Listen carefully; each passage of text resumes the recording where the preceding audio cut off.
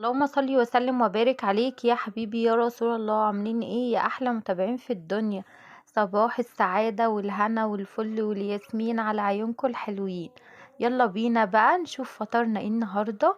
فطار بقى يفتح النفس كده. بصوا بجد كان حلو قوي، جبنة على طماطم بقى، على طحينة، على زيت حار، على بصوا بجد، وجزراية مبشورة عليها. بجد طبق الجبنة ده ما يختلفش عليه اتنين.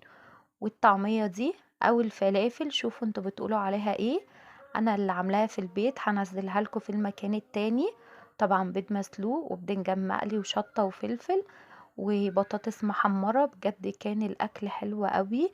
فطرت بقى انا وسيفو ويزون. يا رب تكونوا استفدت من الفيديو. افكار بقى بسيطة كده للفطار، وبجد كان الفطار في القلب.